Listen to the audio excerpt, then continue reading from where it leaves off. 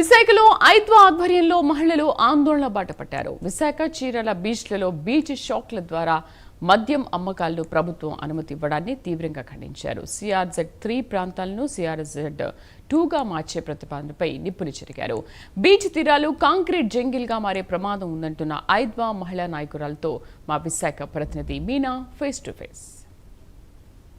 ఇప్పటికే పర్యాటక రంగంగా విరాజిల్లుతున్న Visakhapatnam RK బీచ్ను Goa తరహాలోని Goa beach లాగా చేయాలని చెప్పేసి ప్రభుత్వం క్యాబినెట్ నిర్ణయం తీసుకోవడాన్ని ఐద్వా నాయకురాలు ఇక్కడ తీవ్రంగా ఖండించి ఇక్కడ నిరసన వ్యక్తం చేస్తున్నారు. వారి మాటల్లోనే అడిగి తెలుసుకునే ప్రయత్నం చేద్దాం. చెప్పండి, ఇక్కడ మేము ఈరోజు ఐద్వాగా ఇక్కడ ధర్నా చేస్తున్నాము. చంద్రబాబు నాయుడు గారు చీరాల బీచ్లో, విశాఖపట్నం బీచ్లో బార్లు ఓపెన్ చేస్తామని ప్రకటన చేశారు. ఆ నిర్ణయాన్ని తక్షణం వెనక్కి తీసుకోవాలి. మా ఆడవాళ్ళ యొక్క ఆరోగ్యాన్ని, మా ఆడవాళ్ళ యొక్క భద్రతని పణంగా పెట్టడానికే ఈ పనికొస్తుంది. బీచ్కి మేము ఎటువంటి డబ్బులు కట్టకుండా పిల్లల్ని తీసుకొని హాయిగా వెళ్తాం, అక్కడ కూర్చుంటాం. మాకు ఎవరి రక్షణ అక్కర్లేదు, ఎందుకంటే అది బీచ్. అటువంటి బీచ్లో ఇప్పుడు బార్లు పెడితే ఏం జరుగుతుంది? తాగుతారు, గంజాయి కొడతారు, డ్రగ్స్ అమ్ముకుంటారు, మొత్తం అక్కడ హత్యలు జరుగుతాయి, అత్యాచారాలు జరుగుతాయి. పిల్లల్ని బతకనివ్వరు. అంటే మా దగ్గర నుంచి బీచ్ కూడా లాక్కుంటారా? మమ్మల్ని బతకనివ్వరా? మీరు ఎందుకు ఇలాంటి నిర్ణయాలు చేస్తున్నారు? ఒకప్పుడు ఎలక్షన్స్ అప్పుడేమో ఆడవాళ్ళు కావాలి, అక్క చెల్లెమ్మలు కావాలి. ఎలక్షన్స్ అయిపోయేమో బార్ యజమానులు, కంపెనీ యజమానులు మీకు కావాలి. వాళ్ళని దృష్టిలో పెట్టుకున్నా మీరు నిర్ణయాలు చేస్తారు. ఆడవాళ్ళ యొక్క భద్రత, సంక్షేమం మీకేమీ అక్కర్లేదా? మీరు ఏదైనా నిర్ణయం చేసేటప్పుడు భువనేశ్వరిదేవి గారిని అడగండి, బ్రాహ్మణి గారిని అడగండి, మీ మంత్రివర్గంలో ఉన్న మహిళా మంత్రులను అడగండి. ఈ చేసే నిర్ణయం తప్ప ఒప్ప అని వాళ్ళు ఓకే చేస్తే అప్పుడు చెయ్యండి. మొత్తం మా మీద యుద్ధం చేస్తున్నారు ఏంటండి? మీరేమో సంపదను సృష్టిస్తామంటారు, బార్లు ఎడతారు, సంక్షేమం అంటారు, మా మీద అత్యాచారాలు పెరగడానికి అన్ని ఏర్పాట్లు చేస్తున్నారు, దీన్ని అభివృద్ధి అని చెప్తున్నారు. ఇది చాలా దుర్మార్గం. మేము ఎట్టి పరిస్థితుల్లో దీన్ని అంగీకరించాం. ఈ నిర్ణయాన్ని వెనక్కి తీసుకోవాలని డిమాండ్ చేస్తున్నాం. లేని పక్షంలో భవిష్యత్తులో రాష్ట్రం అంతా ఉద్యమిస్తాం. ఐద్వా సంఘంలోని ఆధ్వర్యంలోని మీరేం చేయాలి?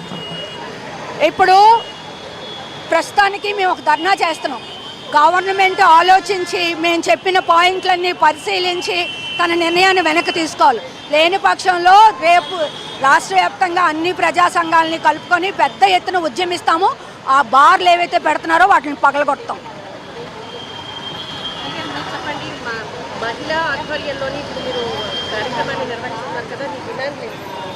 ఈరోజు కూటమి ప్రభుత్వంగా 3 పార్టీలు కలిపి అధికారంలోకి వచ్చారు. మీరు గతంలో 9 సంవత్సరాలు మీకు అధికారం లేకుండా చేశారు. ఎన్నికల్లో మీకు మహిళలు ఓట్లేస్తేనే మీరు అధికారంలోకి వస్తారు, అది గుర్తుపెట్టుకోండి. మహిళా సంక్షేమాలని చెప్తూనే ఈరోజు మహిళల్ని కించపరిచే విధంగా, ఇంకా అత్యాచారాలు పెరిగే విధంగా అతి సుందరంగా ఉన్న బీచ్ రోడ్లలో బార్లు పెట్టడం చాలా సిగ్గుసేటు. ఈరోజు పని ఒత్తిడిలోనో ఆఫీసులకు వెళ్ళటం వల్ల మహిళలు కొంచెం చిరాగ్గా ఉన్నప్పుడు విశాఖపట్నమే కాదు, చీరాలే కాదు, ఆహ్లాదకరంగా ఉంటుందని పిల్లల్ని తీసుకుని ఫ్యామిలీతో బీచ్లకు వస్తున్నారు. అలాంటప్పుడు అక్కడ బార్లు పెట్టి రెస్టారెంట్లు పెట్టారంటే ఇప్పటికే మహిళల మీద 6 నెలల బాలిక నుంచి 90 సంవత్సరాల మహిళల వరకు కూడా అత్యాచారాలు పెరిగినాయి. దీనివల్ల నష్టం కానీ లాభం ఏమి లేదు. అంటే మీ నిధి మీరు తినటం కోసం, డబ్బులు ఆదాయం కోసం మీరు చూస్తున్నారు, కానీ మహిళా ఆరోగ్యాలు కానీ మహిళా ప్రాణరక్షణ కానీ మీకేమీ లేదు. మరి అయ్యన్న పాత్ర గారు ప్రతిపక్షంలో ఉన్నప్పుడు వైఎస్ఆర్ పార్టీ బార్ అండ్ రెస్టారెంట్లు ఎక్కడ పెడితే అక్కడ పెట్టేస్తుంది. ఇది దుర్మార్గం. మేము ఎన్నికల్లో అధికారంలోకి వచ్చిన తర్వాత మహిళా సంక్షేమం చూస్తామని చెప్పారు స్పీకర్ గారు. అసలు మహిళలు అనేటప్పటికే మీరు నోరు స్పీడ్తో మాట్లాడతారు. మరి మీరు దీన్ని ఎందుకు ఖండించలేదని అడుగుతారు. అలాగే పవన్ కళ్యాణ్ గారు తెలుగుదేశంతో పొత్తు పెట్టుకుని ఎన్నికల్లో గెలిచారు. మహిళల హక్కులు కాపాడుతాం, మహిళలు కాపాడుతాం, మన అక్క చెల్లెళ్ళు అని చెప్పారు. మరి అలాంటి పవన్ కళ్యాణ్ గారు సనాతన ధర్మం ఒకటే కాదు, మహిళా హక్కులు కాపాడండి, మహిళల రక్షణ కాపాడండి. మీరు అదేమీ కాకుండా మీ అందరూ కూడబలుకుని ఎవరి కోసమో కేంద్రంలో ఉన్న ప్రభుత్వం కోసం వాళ్ళకి కోట్ల రూపాయలు అప్పచెప్పడం కోసం ఈరోజు సిగ్గు విడిచి మహిళా రక్షణ లేకుండా బార్ అండ్ రెస్టారెంట్లు బీచ్ రోడ్లలో పెడతామంటాం సిగ్గుసేటు. మీరు మళ్ళీ ఎన్నికల్లో ఓడిపోయి మళ్ళీ ఎక్కడున్నారో తెలియకుండా ఉండటం కోసమే ఇలాంటి విధానాలు అవలంబిస్తున్నారో తక్షణమే దీన్ని వెంటనే రద్దు చేసి మహిళల రక్షణ కాపాడండి అని మేము డిమాండ్ చేస్తున్నాం. బీచ్ రోడ్లోని నిబంధనలకు విరుద్ధంగా కొంచెం కట్టడాలు ఆల్రెడీ జరిగిపోయాయి. ఇంకా విరుద్ధంగా కట్టడానికి కూడా సన్నాహాలు జరిగి ఆమోదం తెలుపుతున్నారు. దానికి మీరే బీచ్ ఇప్పుడు ఉత్తరాంధ్ర జిల్లాలో విశాఖపట్నం చాలా పర్యాటక కేంద్రం, చాలా అభివృద్ధి చేస్తామని చెప్తున్నారు. ఇప్పటికే ఆ అభివృద్ధి పేరుతో ఆ అక్రమ కట్టడాలన్నీ కూడా కట్టించేశారు. ఇప్పుడు కూడా దాన్ని ఆపడానికి ప్రయత్నం చేయట్లేదు. అదొక పక్క జరుగుతుంటే ఇదో పక్క మళ్ళీ అనౌన్స్ చేస్తున్నారు. అంటే ఎక్కడైతే ఆహ్లాదకరమైన ప్రదేశం ఉందో దాన్ని కబ్జా చేయడం కోసం కోట్ల రూపాయలు ఇతర దేశాల వాళ్ళకి మన దేశంలో ఉన్న డబ్బున్న వాళ్ళకి అప్పచెప్పడం కోసం మీరు మాకు ఎదురు లేదన్న ఆలోచనతో ఈరోజు దుర్మార్గమైన పరిపాలన చేస్తున్నారు. దాన్ని తిప్పికొట్టే భాగంలో మహిళలు ముందుంటారు.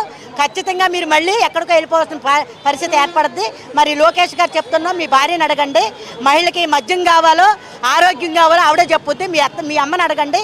మరి ఏదన్నా అనేటప్పటికి మా అమ్మని ఎలాగన్నారు నేర్చేస్తున్నారు.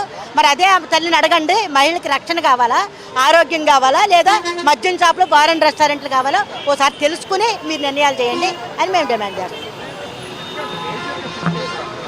పర్యాటక రంగానికి వేరే వాళ్ళకి కూడా మహిళలకి కానీ విద్యార్థులకు కానీ వేరే వాళ్ళకి ఆటంకం కలగకుండా చేసుకుంటే బాగుంటుంది. కానీ మీ కోట్లాది రూపాయలు ఆర్జించడానికి ప్రభుత్వము ఇలాంటి చర్యలు పాల్గొనడం చట్టరీత్యా నేరం. మేమైతే ఊరుకోము. అన్ని సంఘాల వాళ్ళను మమేకం చేస్తూ మేము ఆగ్రహానికి గురికాక తప్పదు అని చెప్పేసి ఐద్వా నాయకురాలు ఇక్కడ నిరసన కార్యక్రమాన్ని ఏర్పాటు చేసి ఇక్కడ ఆగ్రహాన్ని వ్యక్తం చేస్తున్నారు. కెమెరా పర్సన్ సుధాకర్తో మీనా, ప్రైమ్9 న్యూస్, వైజాగ్.